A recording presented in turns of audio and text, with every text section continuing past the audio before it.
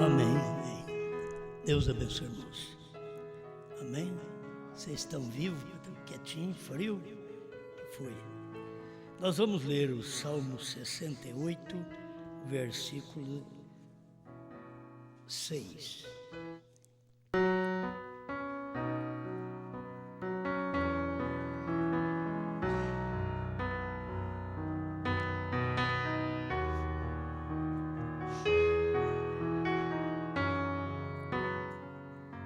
Salmo 68, verso 6.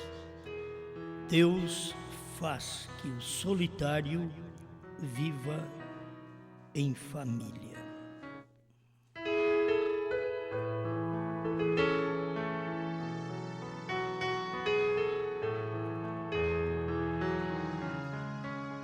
Grande Pai, estamos agradecidos ao Senhor por podermos estar aqui mais uma vez com nossos irmãos que têm crido na Sua palavra e juntos vamos alimentar mais um pouco desta verdade. Abençoe cada um presente e aqueles que estão distantes, nos ouvindo e vendo através da internet. Fale conosco, Pai. Dê-nos o pão da vida e aquela facilidade de partir o pão, como o Senhor partiu naquele dia no caminho de Emaús. Faça conosco, em nome do Senhor Jesus. Amém, Senhor. Amém. Pode sentar.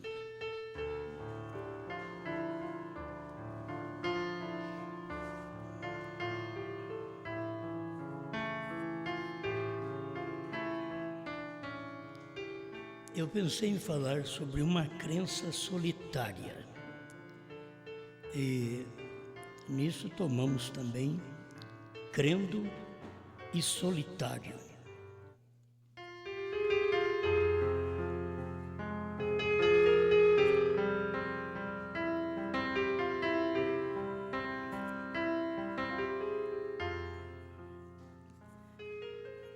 Nós vamos ver esta fé, esta crença, que a maioria das vezes nós achamos que dependemos de estar como estamos hoje, nessa reunião. E para crer não há necessidade, tá bom? Não há necessidade de estarmos numa reunião. Você faz uma decisão para com Deus e você decide sozinho. É você e Deus. É um solitário. A maioria gosta de viver como andorinha, né? Tem que um bando de andorinha, mas um bando de gafanhotos. Mas nós aprendemos com o profeta que a águia vive sozinha. Ela não tem companheiras e é muito difícil encontrar uma águia. E ela vive solitária, certo? Então, o crente verdadeiro não é o crente igrejeiro. Deveríamos aprender, só que nós aprendemos com a igreja, o movimento pentecostal, e a coisa veio fervendo. Aí passamos a crer que a verdadeira reunião é estar no meio de gente. Não foi à toa que Jesus disse, onde estiver 2 ou 3 reunidos, em meu nome, ali eu estarei no meio deles. Jesus podia ter falado de multidões, mas ele sabia que não era multidões. Para começar, ele era sozinho. O irmão Moreno disse que ele vivia num mundo à parte dos discípulos. Ele não vivia no mesmo mundo dos discípulos. Os discípulos não o entendiam. Aí o irmão Moreno diz na mensagem Fé Perfeita que Jesus era um místico. Ele não era entendido pelos seus próprios discípulos. Cada vez que você vê Jesus fazer algo, ou ele estava sozinho, ou ele estava com mais 2 ou 3 com ele para aquele trabalho. Mas cada um aprendeu a viver uma vida solitária. Para servir a Deus você tem que aprender isso. Oh, mas eu quero do jeito que está na Bíblia. Eu e a minha casa serviremos ao Senhor. É bom, se a gente conseguir. Se conseguir colocar a casa, a gente pode ver na Bíblia que no tempo do arrebatamento, o homem que foi arrebatado não conseguiu colocar a casa. Vocês lêem sobre Enoque, ele não conseguiu levar toda a casa, toda a família. Aí você fala em Noé, Noé já colocou a família dentro. E tem hora que você tem que ver que os que estão dentro não são todos de Deus. Nem dentro da arca era. Senão o profeta não tinha dito que a semente da serpente passou na arca, através das mulheres. Então, tinham pessoas boas e pessoas más. Sempre existiu. E dentro da arca. Agora tem a hora de você fazer sua escolha. O irmão Brandt diz, Deus trata conosco como indivíduos. Com Israel ele trata como nação, mas conosco ele trata como indivíduo. E esse indivíduo ele faz a sua escolha. E tem hora que você faz a sua escolha de viver sozinho com Deus. Se a mulher não vai, se o marido não vai, se os filhos não vão, você vai viver sozinho com Deus. É uma decisão que você toma para com Deus. É uma vida solitária. Mas eu li até só um pedacinho do versículo, e não precisa tudo, pelo que a gente está comentando, para que o solitário viva em família.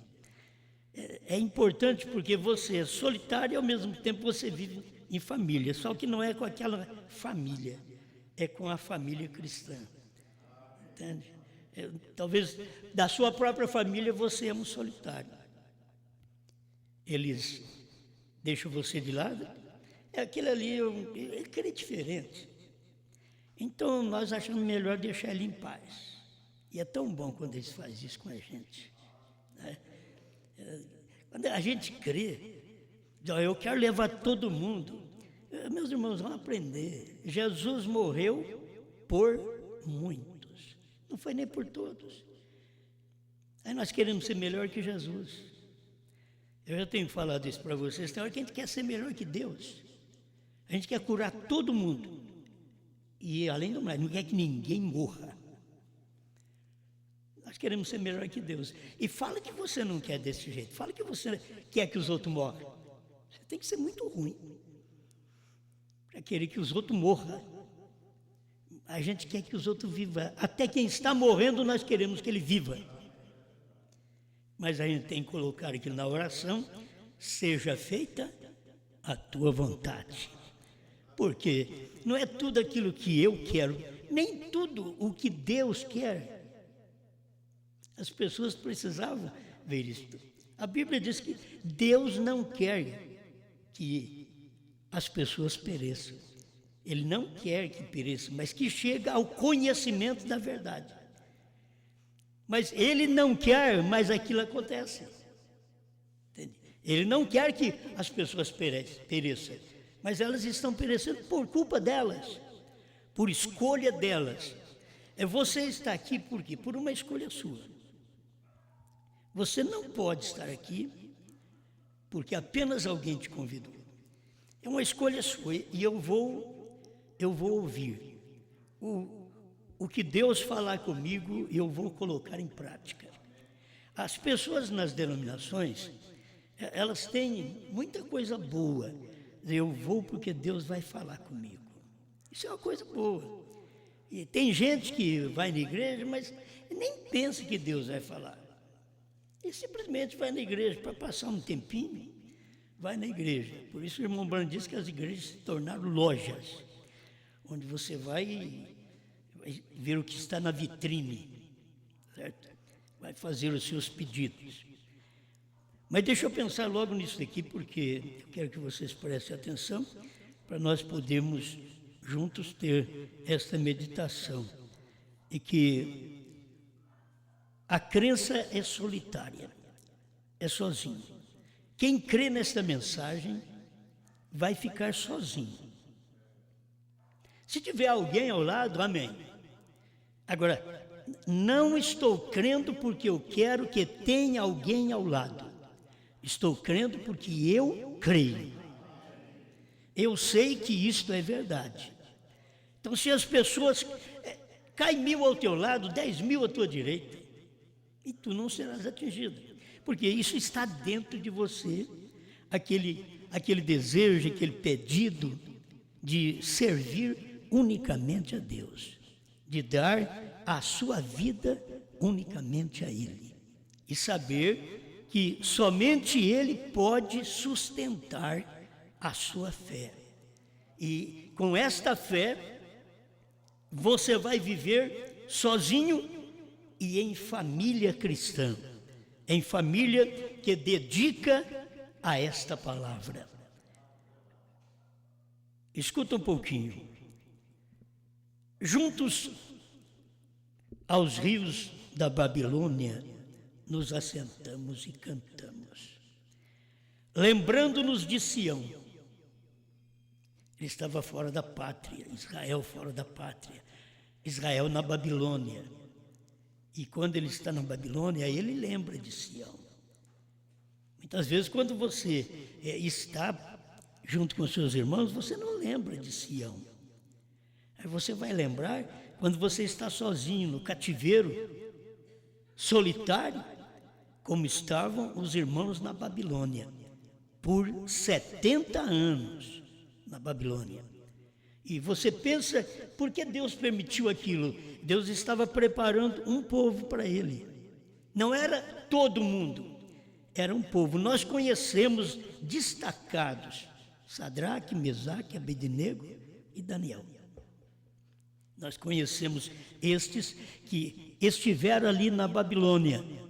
Então, aqui diz, nos salgueiros que há no meio dela, penduramos as nossas harpas, porquanto aqueles que nos levaram cativos nos pediam uma canção, e os que nos destruíram, que os alegrássemos, dizendo, cantai um dos cânticos de Sião.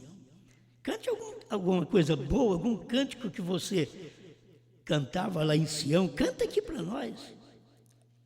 Quem é que estava pedindo? Quem os estava destruindo, os escravizando. Você pensa que há alguma recompensa para você ir cantar um hino de Sião numa denominação onde escraviza os filhos de Deus?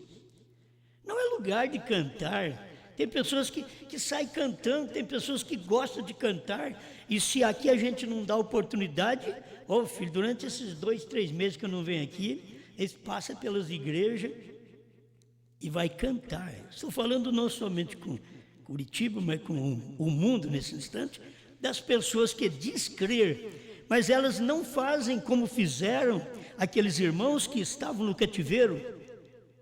Eles pediram para nós cantar um hino, mas nós não cantamos. 70 anos com a harpa pendurada.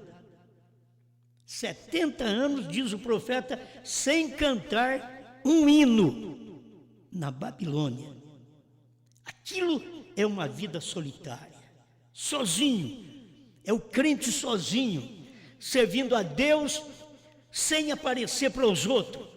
Cantar para si e Deus, mas nunca ali fora para aparecer para as pessoas. Não que é mal aparecer, mas você tem que aprender um cântico. Eu queria que alguém tivesse a oportunidade de ouvir numa igreja um cântico novo nosso, mas isso eles não querem. O cântico que eles cantam pode ser apresentado em qualquer lugar, mas um cântico do novo nome, que Deus tem novo nome, que Deus fez o seu trabalho intercessório, terminou a intercessão, saiu do trono, tomou o livro que estava selado com 7 selos e abriu este livro, abriu estes 7 selos, e deu para o anjo de Apocalipse 10, 7. E a coisa foi revelada. Quando esse livro estava na mão do anjo, estava provando que o novo nome de Deus era o nome do anjo. Porque era onde Deus estava e era onde o livro estava. Você vê o livro no céu, na mão de Deus, na mão do Cordeiro, que é o período da intercessão. Mas quando o Cordeiro desce em Apocalipse 10, 1, você vê que ele vai entregar o livro para Apocalipse 10, 7. Entregou o livro não fechado, mas um livro aberto para Apocalipse 10, 7. Entregou o livro para o 7º anjo. Quem tinha agora o livro em mão era o 7º anjo. Isso daqui é o que é importante. Você não tem muita gente ao lado de William Branham. Sabe por que o povo ficava ao lado de William Branham? Pelas curas divinas. O povo gosta de cura. Eles estão atrás de Deus que estão doentes. Sara eles, cura eles, que eles param. Eles tomam o seu caminho. Eles vão para as suas festas, vão para os seus bailes. Eles não vão servir a Deus. Eles estão atrás de Deus porque lhe dói a barriga. Eu quero cura divina. Eu preciso de uma libertação. É isso que eles faziam atrás de Jesus. Jesus não curou os leprosos? Quantos foi que voltaram? Aí um solitário chegou lá. Um solitário. Mas cadê os outros 9? Sumiram. Isso é prova de que aqueles que ouvem a palavra é 1 de 10. E olha lá. Para ouvir, ser curado, que são coisas naturais, ainda a cura do físico, é 1 de 10. Um leproso voltou, 9, você não sabe mais nada dele. Por quê? Não deram graças. Por que não agradecer a Deus pelo que tinha alcançado? E pensa que não foram curados? Foram curados todos os 10, mas um só voltou agradecido. Então nós estamos aqui como esse que nós não estamos atrás de Jesus só porque Ele cura, só porque Ele nos perdoa, só porque Ele nos salva, mas estamos atrás dEle para qualquer momento. Ele mostrou, cada um tem que tomar a sua cruz e seguir Ele. Tem hora que as pessoas querem seguir Jesus, mas não querem tomar a cruz. E quando você crê numa mensagem, aquela mensagem é a cruz que você carrega. Tem hora que você pensa, eu tenho uma cruz lá, minha mulher é uma cruz, meu marido é uma cruz, os meus filhos é cruz. Não, a cruz que você vai tomar é a mensagem da hora. Toma a sua cruz e siga-me. Os outros, você diz, não, mas eles são minha cruz. Uma cruz que se dá trabalho. Mas Jesus mandou pegar a cruz e segui-lo. Então, uma cruz que me causa um sofrimento, uma cruz que me causa dor, uma cruz que causa separação, é exatamente quando você crê na palavra de Deus. Aquilo te separa do mundo. Não é que você quer ser diferente deles. Não tente ser diferente, porque você é homem, mulher, igual aos outros mesmo. Não tentamos ser diferentes, simplesmente cremos nesta palavra. A palavra que você crê, ela te muda, ela te faz diferente. Você não quer fazer mais aquelas coisas que você fazia antes. Você não quer beber, fumar, jogar, adulterar como você fazia antes. Por quê? Porque agora você encontrou com Ele. Ele, a mensagem, te mudou. Toma essa cruz e siga a Jesus. Certo? Toma essa cruz. Então, o que esse povo estava fazendo? Na Babilônia, e eles disseram, nós não vamos entoar o cântico em terra estranha. Não vamos. Nós não vamos perder tempo. Vocês nos perseguem, vocês nos destroem, vocês nos escravizam. E quero ouvir um hino nosso? Não. Agora, eles eram pessoas que tinham o Espírito de Cristo nelas. Aquelas eram pessoas. Por quê? Porque elas enfrentavam o problema, elas eram perseguidas, eram destruídas ali na Babilônia, e elas permaneciam firmes. Não cantamos em terra estranha. Sabe o que era aquilo? Estou angustiado, não estou no lugar certo, estou em terra estranha, tenho saudades de Sião.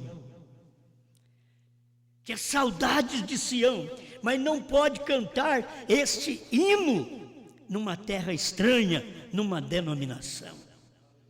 Não vai adiantar nada. Mas como é bom a gente ter esta fé que nos faz diferente. Sem você querer ser diferente, esta fé te faz diferente. E olha, esta fé te faz perdoar. Quando os outros fazem tudo contra você, você perdoa. Estou falando de uma fé verdadeira, uma fé cristã, uma fé verdadeira que nós aprendemos que com esta fé nós somos ofendidos e não ofendemos. Esta é a fé que você carrega, é a vida cristã constantemente. Amém. Bom, deixa eu começar lá no Gênesis para mim terminar logo. Que você sabe, começa assim, aonde começou a adoração, aonde começou a ter fé. Aonde é que começou a ter fé? Exatamente ali no Gênesis, você encontra onde começou. Pela fé, Abel ofereceu a Deus maior sacrifício que Caim, pelo que alcançou o testemunho de que era justo, dando Deus testemunho dos seus dons, e por ela, depois de morto, ainda fala. Hebreus 11, verso 4. Este aqui é um homem que ficou sozinho. Andou com o irmão dele o matou. Mas ele tinha uma fé destacada. A fé que ele tinha, solitária. Mas também o outro tinha uma fé solitária. O outro assentava num canto, fazia um holocausto, adorava a Deus e Deus não recebia. Abel fazia seu holocausto, orava a Deus e logo Deus respondia a sua oração. Mas vivia sozinho. É uma fé que você tem, que não adianta esperar. Tem mais alguém? Cresceu a igreja de Abel? O que vocês vê na igreja de Abel não era do nosso tamanho, era Abel. Era um só, era solitário. Era Abel. Aí você vai seguindo a igreja de Enoque. Era um só. Enoque andou com Deus e Deus para si o tomou. Sozinho. Não teve esposa, não teve filhos para andar com ele. E ele tinha esposa. Ele teve filho, ele teve uma geração. Ele entrou na genealogia. Ele tinha esposa, tinha filhos. Mas a Bíblia não diz que a esposa andou com Deus. Não diz que os filhos andaram com Deus. Mas diz: Enoque andou com Deus e Deus para si o tomou. Solitário. Sabe que Deus gosta de solitário forte? Que tem hora que é um solitário enjoado. É solitário porque foi ruim para casamento. Entendeu? Tem hora que é assim, é um solitário. E tem uns que já casaram e eu falo para eles: olha, se você não mudar de vida, não casa, pelo amor de Deus. Não casa outra vez não. Porque você vai fazer outra mulher sofrer. Você tem que viver solitário. Ai, mas é ruim. Por que não endireita a vida? Não fazer o outro sofrer com você. Então, a gente vê esse tipo de crente na Bíblia, o que forma os verdadeiros cristãos, aquele povo que vai no arrebatamento, é um povo destacado, é um povo que tem uma fé correta, sozinho. Meu irmão Enoque andou com Deus, devia ter orado muito pelos filhos, pela esposa, mas nenhum conseguiu chegar, porque era arrebatamento. Enoque apontava exatamente para os nossos dias. Enoque apontava para Brana, o sétimo, depois de Adão. que você tem o sétimo também depois de Cristo. Você tem William Branham. Por que as pessoas não querem esta mensagem? Quantas pessoas estão querendo a mensagem, mas vocês têm igreja? Tem pastor na minha cidade? Eu quero tomar a ceia. Você quer a ceia ou quer a palavra? Eu quero tudo, eu quero a ceia, eu quero a palavra. Bom, eu acho que você, se você quiser só a palavra, vai ter, porque a ceia vai ser difícil você tomar. Sozinho, solitário. Quando der certo, você toma uma ceia. Não te preocupes com a ceia. Tem tanta preocupação, que as mulheres têm preocupação com a ceia. Eu tenho que fazer um vestido para a ceia. Eu tenho que comprar um sapato para a ceia. E não tem nada a ver mesmo isso daí. Mas as pessoas pensam desta forma. O que elas devem ter? Uma dedicação a Deus. Põe a sua vida no altar de Deus. Seja um verdadeiro cristão. Você sozinho, onde você estiver me ouvindo agora, é um conselho que eu te dou. Não te preocupes. Creia apenas. Essa mensagem é para o solitário. É o solitário. Você vai viver sozinho. Tem hora que não tem jeito mais. Mas não é aquele solitário enjoado, chato, que ninguém gosta dele. Não, solitário porque a sua fé faz você viver sozinho. Você tem uma fé suficiente para fazer você viver sozinho. Lá na sua casa, no seu trabalho, você vive sozinho. Numa cidade, procura aí na cidade, quantos tem? Mas são poucos que você vai encontrar, tudo solitário. Ele já sabe que hoje que nós estamos encontrando, faz 2 meses que eu vim aqui, talvez alguns falam, hoje que nós estamos encontrando outra vez. Um solitário, agora vivendo em família. Uma vez, tem uma reunião, aí ele vive em família. E se não tiver? Você vive em família, vendo um DVD, vendo na internet, você diz, ali é minha família. Aquela é minha família. Mas você é um solitário. As pessoas precisam encontrar força para essa fé. Deus quer encontrar isto. Olha, Sadraque, Mesaque e Abednego. Um reino tremendo da Babilônia. 4 homens apenas. E Daniel. Só estes.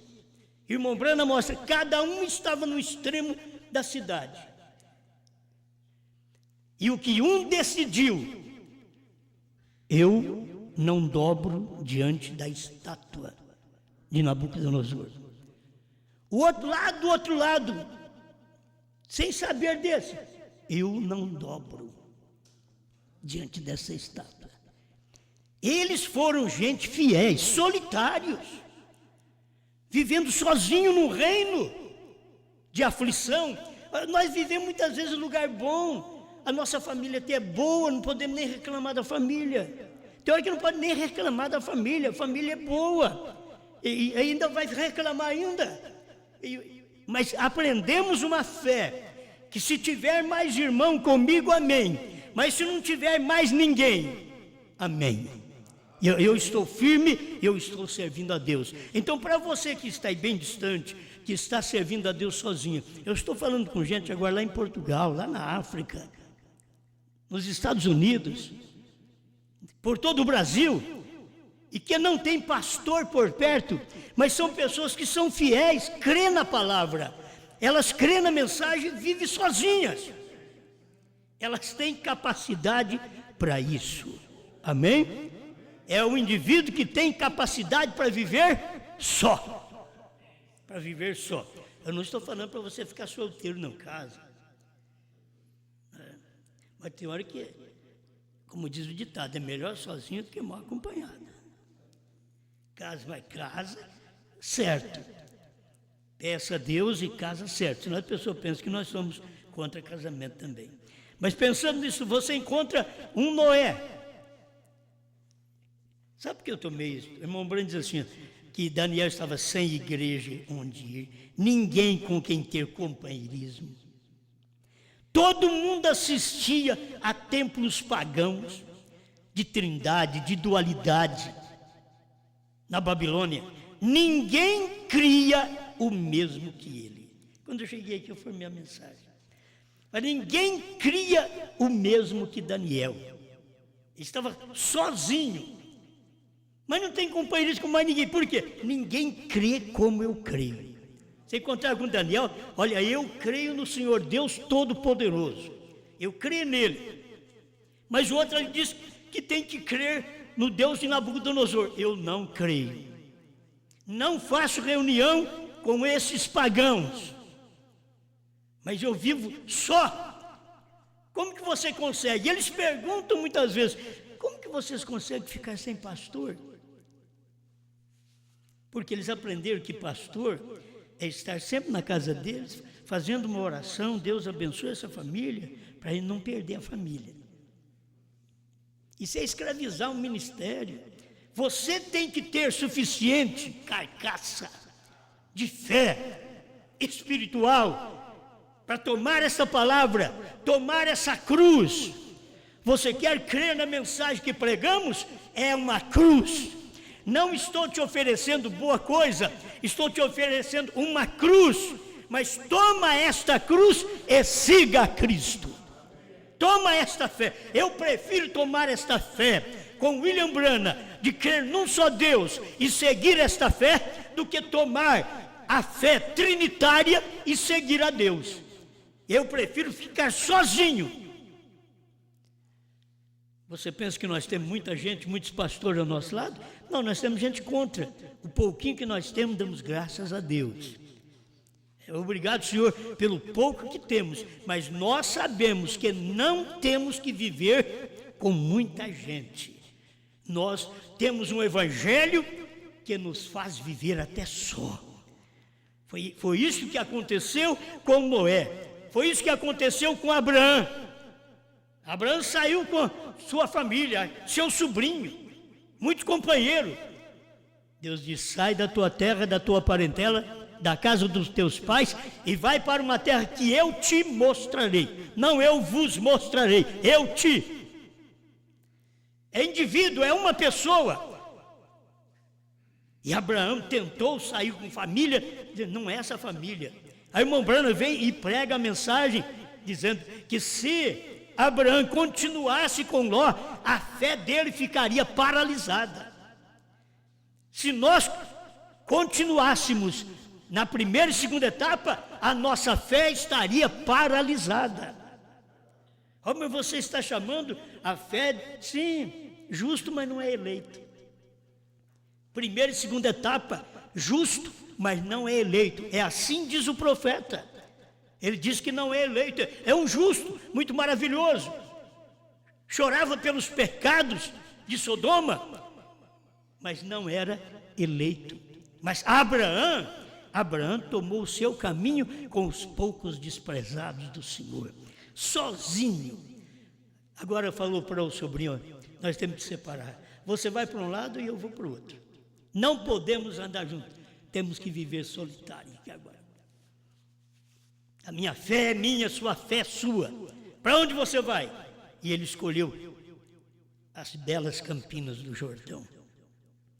E Abraão foi para o lugar seco. Mas Abraão estava com Deus.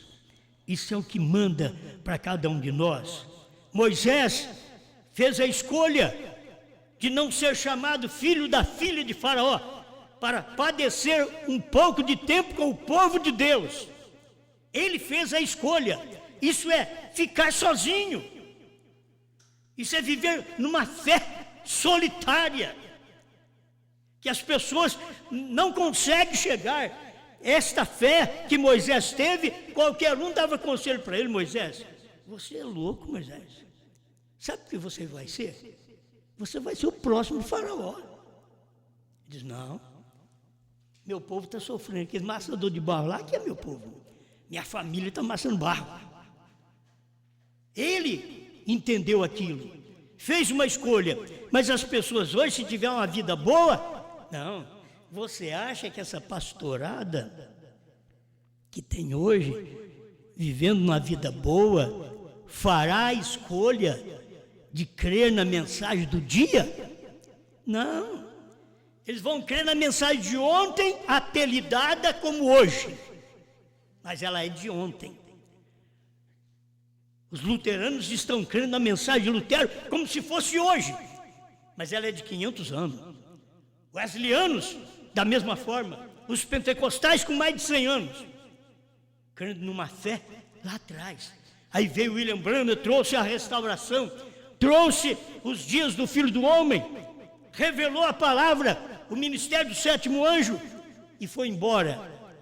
E o povo parou lá atrás, quando o irmão Branham estava curando enfermos, discernindo espírito, profetizando. Eles pararam com o irmão Branham lá atrás. Eles nunca conseguiram chegar no lugar, no porto seguro. Eles nunca conseguiram entrar no lugar correto, na terceira puxada, atrás do véu, onde... o que foi que aconteceu? Sabe por que nós sabemos que o Cordeiro saiu do trono? É que isso daqui estava escondido atrás do véu. Que véu? Brana. Atrás do véu. Deus disse para ele, não diga a ninguém. Estava escondido atrás do véu. Como que nós conseguimos? Isso é a graça. Não é que nós somos alguma coisa, não. Chegou o tempo daquela mensagem. Meus irmãos, não havia essa mensagem até o ano 2000. Vocês sabem muito bem. Aí depois apareceu um perturbador aí. Mas, na verdade, vocês têm que saber que a mensagem é uma cruz. Vocês estão tendo uma mensagem que não é cruz mais.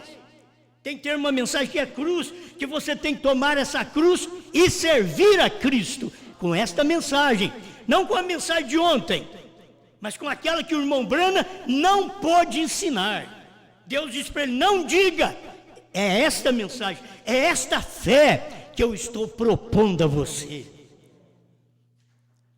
Você crê no irmão Branham? Eu também creio, essa fé eu já tenho. Eu estou te propondo uma fé que você não tem, estou te propondo uma fé solitária, sozinha, para você admitir, crer, eu vou tomar esta fé, eu vou crer nesses trovões revelados, eu vou crer no sétimo selo que foi o William Branham, eu vou crer no novo nome que é Branham, eu vou crer, 7 letras, o novo nome tem. William Branham diz, HM faz parte do nome de Deus. Não me diga que isso é nome do diabo. Você está cometendo o pior erro da sua vida. Que não tem perdão para você nem aqui, nesse século, nem no porvir. Quando eles falam que novo nome Branham é do diabo. Como pode? As pessoas não percebem. O próprio William Branham diz, HAM faz parte do nome de Deus. Ele não podia falar do novo nome, porque senão ficava revelado. Deus disse para ele, não diga a ninguém. Mas Deus, eu dou graças a Deus que Deus ainda permitiu ele soltar uma sementinha. HM faz parte do nome de Deus. Quando eu peguei isso em 1996, foi tudo para mim. Foi as mensagens que eu vim pregando, HM. Quando ninguém sabia nada, o que é HM? Isso, 1996. Faz parte do nome de Deus. Como que eles podem dizer que é do diabo? E eles dizem crer no profeta. Eles são falsos. Eles não percebem que eles são falsos. Eles estão crendo na mensagem de ontem. Mas a mensagem de ontem passou. Como a mensagem de Lutero passou, a mensagem de Wesley passou, a mensagem dos pentecostais passaram, a primeira e segunda etapa do irmão Branham passou. A única coisa que não passa é a terceira etapa, porque ela foi guardada atrás do véu, em mistério, depois de revelada. Sabe uma coisa revelada e guardada? Qualquer dia eu tiro o véu daquilo ali para você. Mas ela foi revelada e guardada atrás do véu outra vez. Entende? Aí quando chegou no ano 2000, nós conseguimos ver isso daí. Estou te convidando para esta fé sozinha. Irmão Branham diz assim: fé tem pelos no peito. Ele não está querendo dizer que o homem com o peito cabeludo tem fé. Ele está dizendo que fé, ela é forte, ela é firme. Fé, mas que fé? Fé na palavra do dia. O que William Branham diz, qual é a evidência inicial do batismo com o Espírito Santo? Ele diz fé na mensagem da hora. Mas eles pensam que a mensagem da hora foi a primeira e segunda etapa. Não, isso foi mensagem, meu irmão, minha irmã, foi mensagem até 1960, 61, 62. E depois Deus deu outra mensagem para o irmão Branham. A parte adicional do ministério do profeta é que eu estou oferecendo esta fé para você. Que o irmão Branham pensava que era a morte dele, e Deus diz para ele: não, é a parte adicional do seu ministério. Isso quer dizer, é a terceira etapa que tem que se adicionar à primeira e segunda. É uma parte adicional e que as pessoas não sabem, não diga a ninguém. O homem prega, ensina tudo que tem que ensinar, não pode falar o segredo. Porque o mistério do novo nome estava no nome dele. O mistério do nome de Deus estava em quem? Em Jesus. E eles chamaram Jesus do quê? De santo. Não, chamaram Jesus de demônio. Beuzebu, que é o maioral dos demônios. Eles chamaram Jesus. Então você não vai pensar que esse povo de hoje vai chamar Brana de Deus, nem o povo da mensagem. Quando você fala que o profeta pregou que Elohim esteve na casa de Abraão, e Elohim é o ministério de William Branham. Elohim não é o nosso ministério. Elohim é o ministério do irmão Branham, que esteve nos Estados Unidos. Ali esteve o Elohim, Deus em carne. Foi Elohim que discerniu o que estava no pensamento de Sara. Ela tinha sorrido por dentro, e Elohim disse: por que ela sorriu? Era Elohim. Quem fazia isso era Deus em William Branham, que falava o nome da pessoa, o que ela tinha feito, o médico com quem ela tinha consultado, onde ela morava, o número da casa, o número da rua. Ele falava tudo aquilo, porque Deus, Elohim, estava em carne. Assim como Deus esteve em carne em Jesus, e Jesus nasceu por obra e graça do Espírito Santo, Deus quis aproximar mais de nós, e o povo não percebe, porque Deus em carne em Jesus, obra e graça do Espírito Santo, sem contato humano, sem sexo, foi maravilhoso, mas isso ainda ficou distante, e Paulo diz que ele veio unir nós com Deus, através daquilo ali. Pensa bem o que Deus veio fazer agora, através do novo nome. O novo nome não pode ser judeu, porque Deus não é judeu nem gentio, olha para você ver. Por isso, o nome de Deus, naquele dia, era o Yeshua, o Senhor Jesus, como nós conhecemos. Isso foi naquele dia, mas agora ele tem um novo nome. Recebeu um novo nome, porque ele teve um novo corpo.